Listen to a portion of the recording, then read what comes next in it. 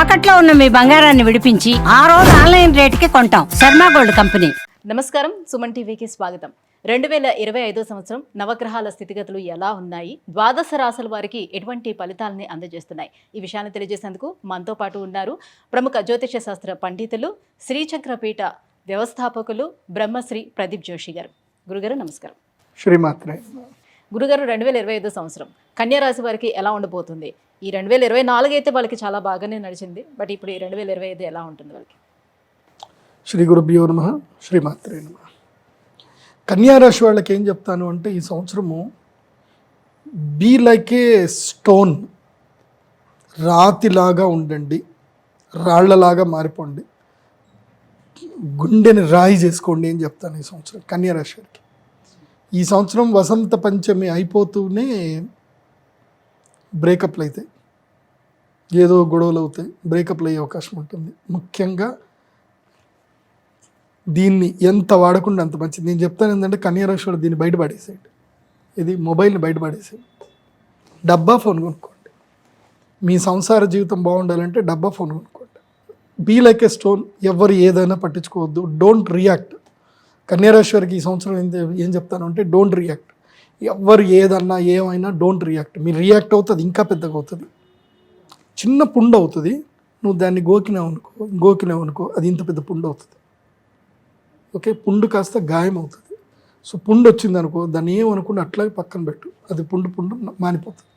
దాన్ని గోకినావు అనుకో అంతే అవుతుంది. అంటే ఒక చిన్న ఏదైనా ఇష్యూ జరిగింది, దాని మీద చర్చలు పెట్టి, దాని మీద డిబేట్లు పెట్టి, 10 మందికి చెప్పి అది చేసి ఇవేవి చేయొద్దు, చిరిగి షార్ట్ అంత అవుతుంది. గుర్తుపెట్టుకోండి. సింపుల్, మ్యారిటల్ లైఫ్ డిస్టర్బ్ అవుతుంది కన్యారాశి వాళ్ళకి. మ్యారిటల్ లైఫ్ డిస్టర్బ్ అవుతుంది, బాగా గుర్తుపెట్టుకోండి. నేనేంది, నేను గొప్ప, నేను తగ్గేదేలే అనుకుంటే మాత్రం బాగా ఇది అవుతుంది. నేను కన్యారాశి వాళ్ళందరికీ చెప్పేది ఏంటంటే, ఒకసారి మీరు మామూలుగా ఒక పిక్నిక్ పోయినట్టుగా ఫ్యామిలీ కోర్టుకు పోయిరండి. ఓ రోజంతా ఫ్యామిలీ కోర్టులో కూర్చొని రండి, మీకు జీవితం అంటే ఏందో తెలుస్తుంది. ఓకే, అందుకోసమంటే ఇబ్బందులు అవుతాయి. భార్యాభర్తలు ఇద్దరూ పోండి, ఒక్కళ్ళు వెళ్ళకండి. ఒక్కళ్ళు వెళ్తే నీకే తెలుస్తుంది, ఇది జ్ఞానం ఇద్దరికి రావాలి కదా. బట్టిగా పిక్నిక్ పోయినట్టు ఒక టిఫిన్ బాక్స్ పెట్టుకొని వెళ్ళి ఫ్యామిలీ కోర్టులో వెళ్ళి కొంచెం అట్లా కూర్చొని వాళ్ళ పరిస్థితులు ఏంది ఏం కథ అని ఊరికి ముచ్చట పెట్టండి. భార్య పోయి ఆడోళ్ళతో ముచ్చట పెట్టారా, మొగోడు పోయి అబ్బాయిలతో ముచ్చట పెట్టాలి, ఏమైంది ఇట్లయింది అని అంటే అలా చెప్తారు. డిఫరెంట్ స్టోరీలు చెప్తారు. అవి విన్నాక, అమ్మ మేమిద్దరం మంచిగా ఉన్నాము, ఇంకా మేము ఏ పంచాయతీలు పెట్టుకోలేదు, ఇక పెట్టుకోము అన్న ఒక రియలైజేషన్ వస్తుంది. నేను అందరికి ఏ ఆస్ట్రాలజర్ కూడా గుడికి పొమ్మని చెప్తాడు, నేను చెప్తున్నాను కోర్టుకు పొమ్మని చెప్తాను. ఒకసారి పోయేస్తే తప్ప తెలియదు మీకు మీ జీవితం అంతేందో. కాబట్టి ఇంకా జీవితంలో కోర్టుకు పోవాలనుకోరు, ఒకసారి పోయిరండి. నాకు తెలిసి కోర్టులు కూడా ఒక అరేంజ్మెంట్ చేయాలి. కోర్టులో విజిటింగ్ అవర్స్ అని చెప్పి కొంతమందికి పిలిపించి కోర్టులో కూర్చోబెట్టాలి. అప్పుడు కానీ జీవితంలో కోర్టులో ఏం జరుగుతుంది, అక్కడ ఎంతమంది బాధలు ఎట్లున్నాయో తెలియదు. కన్యారాశి వాళ్ళు ఈ సంవత్సరము దిగ్బంధన యోగం ఉంది. జైలుకి వెళ్ళడము, లేకపోతే ఏవోటి గొడవలు జరుపుకోవడము, లేకపోతే లీగల్ ఇష్యూస్లో ఇరుక్కోవడము, అవన్నీ జరుగుతాయి. ఇంకోటి ఏంటంటే, వీళ్ళకి దశమ స్థానంలో గురువు వస్తున్నాడు. దశమ గురువు వచ్చినప్పుడు పని భారం ఎక్కువ అవుతుంది.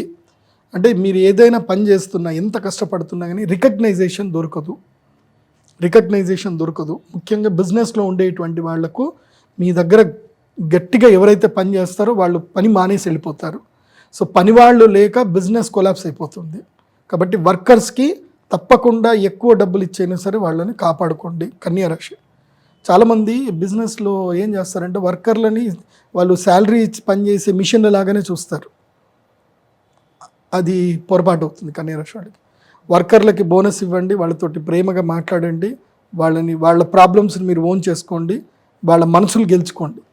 లేదా వర్కర్లు వదిలేసి వెళ్ళిపోయారనుకోండి, మీ బిజినెస్ మొత్తము ఆగిపోతుంది.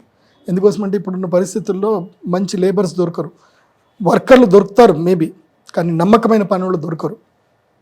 నమ్మకమైన పనివాడు, పని తెలిసిన పనివాడు, ఇవి రెండు కలిపి ఇవ్వడం దొరికితే మాత్రం వాడి కాళ్ళు గడిగి వాళ్ళని ఉంచుకోండి, వాళ్ళు ఎవరైనా సరే. ఓకే, ఇది బాగా గుర్తుపెట్టుకోండి కన్యారాశి. ఎందుకోసమంటే ధన నష్టము ఇతరుల మూలకంగా, నీ వల్ల అయితే ఏం జరగదు కానీ ఇతరుల మూలకంగా ధన నష్టం జరుగుతుంది. సింపుల్, అక్షయ తృతీయ వరకు వీళ్ళు చేయాల్సింది ఏంటంటే, కన్యారాశి వాళ్ళు ముక్కు మూసుకొని మూలకు కూర్చోవాలి. ఏం మాట్లాడద్దు, ఇంకా ముక్కు మూసుకొని మూలకు కూర్చోవాలి అంతే. డైలీ రొటీన్ పనులు మాత్రం చేసుకోవాలి. ఎలాంటి ఇన్వెస్ట్మెంట్స్ కానీ ఎలాంటి రిస్క్ పనులు కానీ ఏమీ చేయకూడదు. ఎవరేమైనా అన్నా సరే నవ్వుతాం, సరే సరే మంచిది అనాలి తప్ప మీ అత్తగారు ఏమైనా అన్నారనుకోండి ఇంటికి వచ్చినప్పుడు, మంచిది అత్త మంచిది, పంతులు చెప్పిండు నాకు, జోషి పంతులు చెప్పిండు, జోషి గారు చెప్పారు, ఏదైనా నవ్వుతూ ఉండమన్నారు. ఇదే బాగా గుర్తుపెట్టుకోండి. ఏం జరిగినా నవ్వుతూ కూర్చోవడం నేర్చుకోండి. కన్యా రాశి వారు ఈ సంవత్సరం నవ్వుతూనే ఉండండి. ఏం జరిగినా నవ్వండి. ఓకే. మరి వీటికి దైవపరంగా పరిహారాలు ఏం చేసుకోవాలి? వీళ్ళు తప్పకుండా 2 పూజలు అటెండ్ అవ్వాలి. 3వ పూజ కూడా అటెండ్ అవుతే మంచిది. ఎవరు మెయిన్గా బిజినెస్ మ్యాన్స్ 3 పూజలు అటెండ్ అవ్వాలి. ఎందుకోసం అంటే త్రిశక్తి కావాలి. శని బాగలేడు, గురువుడు బాగలేడు, ఇటు రాహు కూడా బాగలేడు. రాహు 12వ స్థానం ఉన్నాడు, కొంచెం 6వ స్థానంకి వస్తాడు, శత్రువులు దూరం అవుతారు, కానీ పోయేటప్పుడు బాగా ఇబ్బంది పడి జరుగుతుంది. కాబట్టి వసంత పంచమి, అక్షయ తృతీయ, ధనత్రయోదశి ఈ 3 ఈవెంట్స్ అటెండ్ అవ్వాలి. ఈ 3 యాగాలు చేసుకోవాలి, తప్పకుండా చేయాలి. అందులోపల వసంత పంచమి రాజశ్యామలాదేవి అనుగ్రహం తప్పకుండా స్వీకరించాలి, లేకపోతే దెబ్బ గట్టి కొడుతుంది. భార్యాభర్తలు పిల్లలతో సహా రావాలి. నేను చెప్తాను, ఇన్స్ట్రక్షన్స్ ఇస్తాను, అవి ఫాలో అవ్వండి, అది ఉంటుంది. ప్లస్ కృష్ణ అంగారక మాలం ధరించండి, లేదంటే మాతంగి మాలను ధరించండి. మాతంగి మాల బాగుంటుంది, మీకు గ్రీన్ కలర్లో ఉంటుంది. మాతంగి మాలను ధరించండి, బాగుంటుంది. గురుగారు, ఈ 2025 సంవత్సరం కన్యా రాశి వారికి ఎలా ఉండబోతుందన్న వివరాలు తెలియజేసినందుకు ధన్యవాదాలండి. శ్రీమాత్రే.